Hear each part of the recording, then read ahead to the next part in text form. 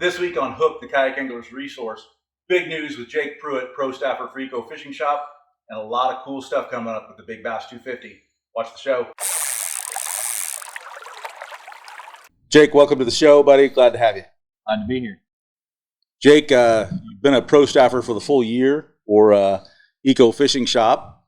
Glad to have you on the show. You know, we always get some of you guys on here and kind of talk about where you started off. What do you like to fish? What got you into fishing? Honestly, a friend of mine and I kind of just got into kayaks, and we were messing around. We really didn't fish, but we decided we were going to try to fish. And then we started catching fish pretty decently out of kayaks. And we were like, well, let's try to do some tournament fishing. And it exploded from there. We did like 19 events our first year. Like, we were always on the water. Wife was getting ready to divorce me. I mean, it was rough, and but it was fun. Learned a lot. So I think it was mainly just like, hey, let's just get out and get on the water. And then it turned into, hey, let's do this competitively. You know, the competitive side came out, and it was like, I can't just do this for fun. We got to do this and see if we can stack up against some other people. So I'm always interested to ask people what was your first kayak, and how was that for you?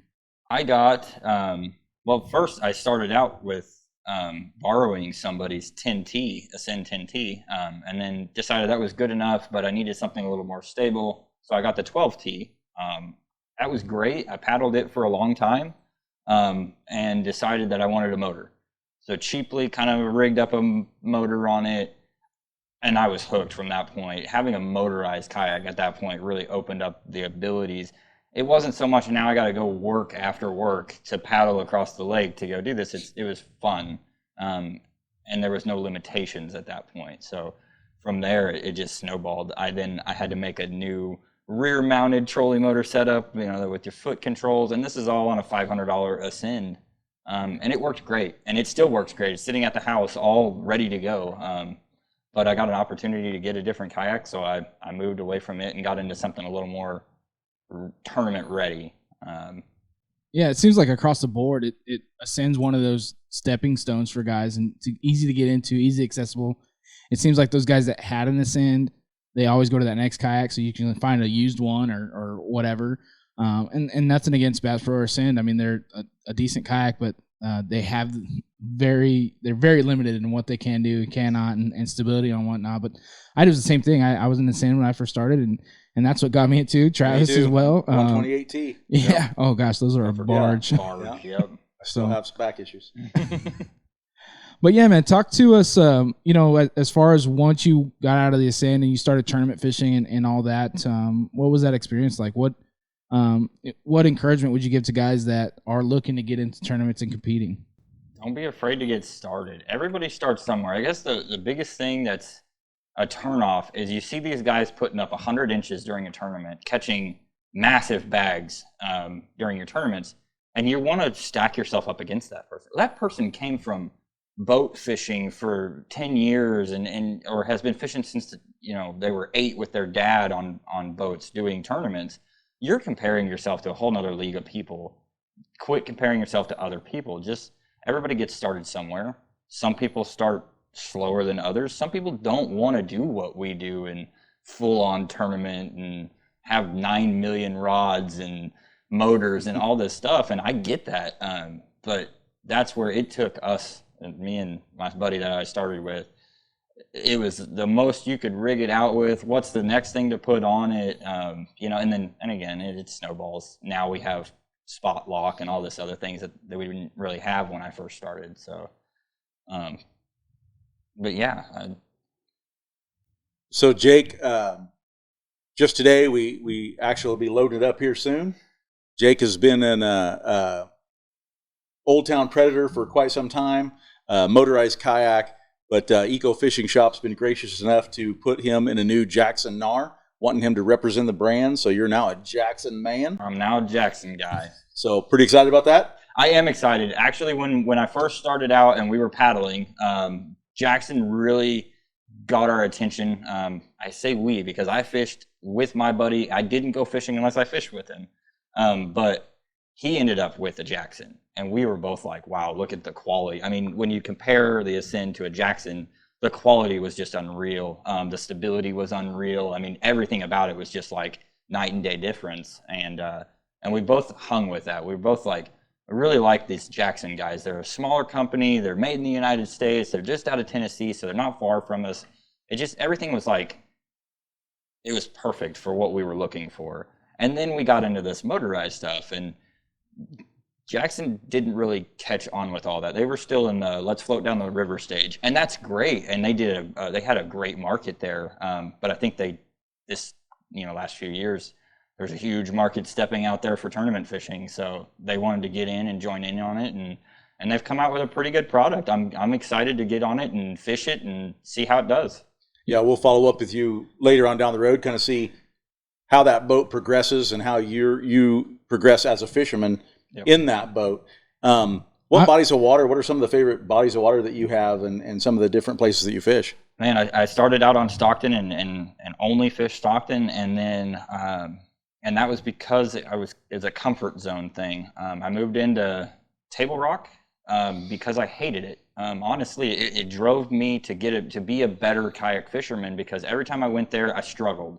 And instead of struggling and saying, nope, I'm never going to go there again, I'm going to go to my comfort spot, I said, I'm going to fish that place until I'm good at it. And I'm not saying I'm good at it now, but I'm a lot better than I once was. And I learn something new every time I go there. But I would say my main places to go will be Table Rock, Stockton, and then our local little smaller lakes. Those are always fun to go beat up fish. You guys try to make these big, weekend events, and that's fun. But man, it's more fun to get off work at 5 o'clock with the kayak in the truck and just go hit your local spot for a few hours. So I'm looking forward to that.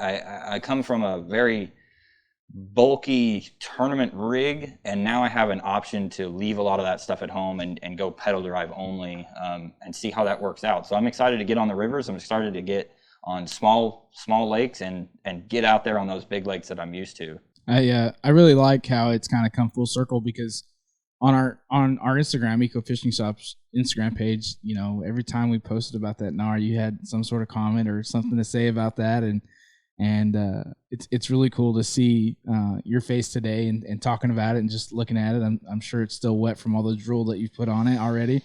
I'm sure you've been drooling on Instagram, but it's really cool to see it come full circle for you. I think I've sat in it more since I got here today than I have in a chair. But yeah, I'm excited. I'm gonna have to wipe the drool out of it for sure. I thought it would be awesome to make the offer to you on that kayak during the show, but I thought, if you cried on camera, it would be a bad deal, and it would be bad. I almost people cried. would make fun of you and stuff. Travis called me last night at 9:30 to confirm this, and I couldn't answer my phone fast enough. I had a feeling I knew what he was calling for, but man, I didn't sleep at all last night. I was ready to get here today and get it loaded, or get an idea of how we're going to rig it. We've spent hours today just standing around it and talking about it and what we're going to do and what I need. And I've got a stack of stuff down there that we got to rig up on it. So I'm excited to get it home and start rigging on it and see where we can go from here. Hopefully you can get it by next tournament. I'd love to see that thing in the water competing. It's going to be exciting to watch you moving forward. So speaking of that, do MoYak and All American, some different kayak tournaments that, regional stuff and some beyond regional that you do. How's that been going for you this year? This year, to be honest, it's been a struggle compared to last year. Last year seemed to come easy. I was kind of upper pack last year, sometimes top 10. This year, life kind of changes things. You're a little too busy and you don't have as much time on the water. So it's been a struggle trying to balance time on the water and time at home and time at work, that I didn't do so well last year. But with that, it's made me try to be a better angler in the short times that I had. So it started out slow, and it seems to be building up as the season goes on. I seem to get a lot more comfortable as the season goes on, and kind of get on those bass a lot quicker, now than I was at the beginning of the season. Just finished up at 6th place at our last tournament, so happy sitting there. Hopefully that's a nice build up into Palmy. So Bull Shoals. Yeah. Norfolk before that. Do you do mainly MoYak, or do you step into any All-American? Or now that you've got the pedal drive, Any thoughts on doing maybe a Hobie event? So I've always kind of looked up to those guys that were doing more national events. Never really thought it was my scene. So I stuck with MoYak. MoYak's my comfort zone. I have reached out this year, and I've done some smaller tournaments here and there, kind of guys that aren't in the main circuit, just to kind of get some more time fishing. But honestly, next year I'm hoping to maybe do a few more events than I did this year. This year I took a lot of time off. I did the river event my first year, and I didn't do any river events this year. I did very well in the river event last year. Last year I actually qualified for the championship because of the river series. So I'm hoping maybe next year that not just with the boat but with Eco that we can move forward and do a lot more events. Maybe branch out to some of those more national events, whereas I've really stayed comfort at home with this MoYak series. So yeah, I think that's what we're hoping with Eco is that we can get Johnathan's in the PA 14 and he's got the motor too. But I think that when we get like with Johnathan getting really comfortable with his boat, getting you into the KNARR with your pedal drive, and then kind of looking at some other guys, giving you guys the ability to go fish some of those national events, I think is going to be good for the pro staff, but then also good for you guys to stretch your wings and actually get out there and just see, like you said, to see what the competition's like once you get beyond our local trails. We're very lucky here, and our next show we're going to have actually have some representation from those trails on, and I think that we're lucky here because we have some really good trails, but I think it's always fun once you've been in them for a while to give you guys the opportunity to go out and see what else is out there. And you two are going to be our prime guys that are going to do that. Well, we're looking forward to it. Or at least I am. I hate to speak for Johnathan, but I know he's excited too. No, absolutely, man. I can't wait. And it'll be cool to see Eco, not in MoYak or KAMO only, but, across the U.S. and getting into some of the bigger tournaments and competing there. So it'll be really cool to see. And plus, traveling together, representing the brand and who we are and all we have got going. It's really cool to see the guys, get out of Missouri and show that off.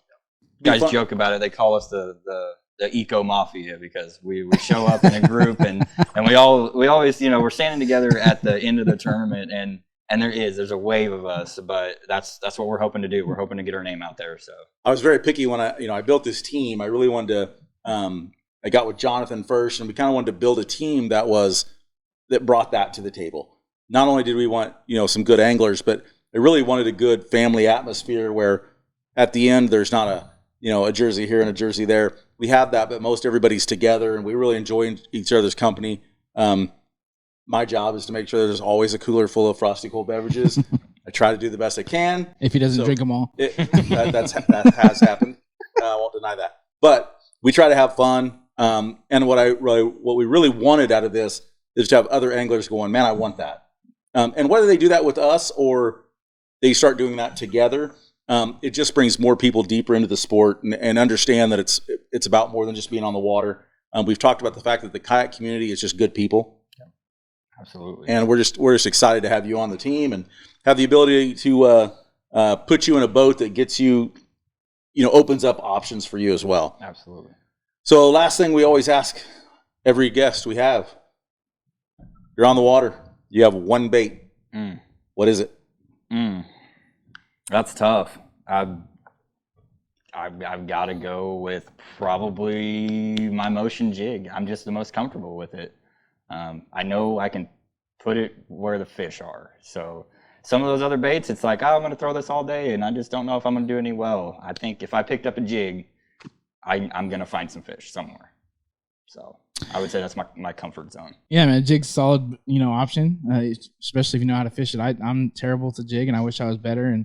But yeah, jig, you seem to like you always get bigger bites on a jig and quality bites, and if you can find them on that right jig, then it's usually a good day. It comes down to patience. You've got to be willing to throw it longer than you're patient for. So sometimes you don't get bit for a while, but sometimes you'll catch 5 off of one little spot. So it's definitely one of those things you have to force yourself into to learn. So that's with everything. I mean, big baits are the same way. Yeah. So I don't want to get into it too much, but this back to people that just get started and they're worried about getting into this sport. This is fun. This is the most fun you can have. It really is.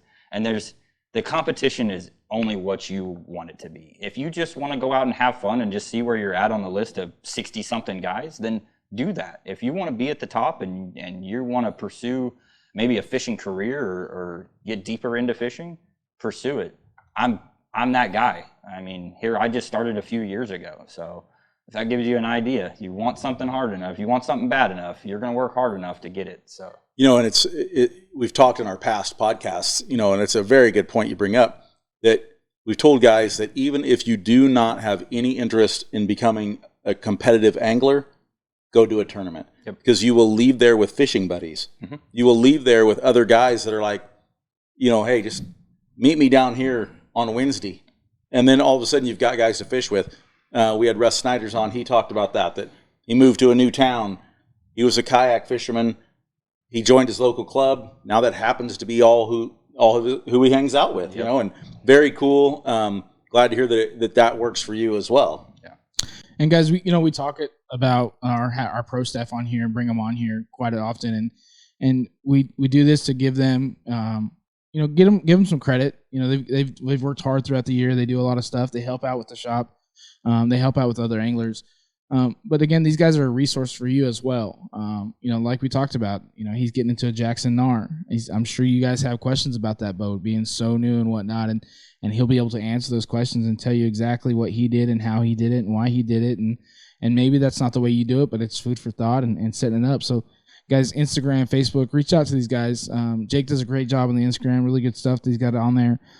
Feel free to, direct message him, comment on stuff, post it, to his page, whatever. But just get in contact with these guys. Use them as a resource, and who knows, maybe they'll even take you fishing one time. Yeah, follow them for sure. Great content. We're not shy. We always need a new fishing buddy. So by all means, me, anybody on the team, hit us up. I try to look at my hidden messages just as much as I do my regular messages, because I know people send me messages asking questions and they get missed. So I do try to go through there and get back to everybody that messages me. So next up's Palm de Terre? Next up's Palm de Terre. Got to go through Big Bad Robbie Brewer. Hey, we were just there. I was just there earlier this week doing a little scouting and ran across a very nice fish. So I'm feeling pretty confident about it. Robbie brought home a pretty fat check the last trail event that he did there. So excited to get everybody out on the water. Have a lot of fun. Are you going to go back to the same spot you went last year? Ooh. Is that where you went scouting? So that's not where I went scouting. I went scouting other places that I usually don't fish on the lake. Because that's where Robbie went. It's tough. It's tough. I know where Robbie went. Robbie went there because I told him about it. My concern is that there's going to be 12 guys there this year instead of 8 like last year. No, I think there was more than that, dude, when we were there. There was at least 8 at that ramp that we launched at, and then there was another 2 or 3 that launched at those other ramps in there. Yeah, because we all met middle of the lake. Yeah, it was like a tidal wave of kayakers. kayakers. On too. I think Lance was there also. He had his... Alex was there with his blue lights. Yes. Yeah, all the way around the boat. Oh my gosh, it was a spaceship going through the water. It was crazy. Well, cool, man. I can't wait to see how you do on Palmy and what you do with that KNARR, and we'll definitely follow up with you and see what you've done. What do you think? What's the first thing you're doing to that KNARR? First thing I'm doing is fishing out of it. Yeah, get it on the second water. thing I'm going to do, we got to order a motor guy. Got to put a motor on it. Yeah. I don't know how I'm going to tournament fish without a motor. So we'll be getting that going, and then I don't know if you could use 10, maybe 20 G's, but Big Bass 250. You might see me there. Maybe. Guys, we appreciate you watching. Appreciate you being here, my friend. Absolutely. I appreciate you guys having me on. Thanks a lot. Appreciate it.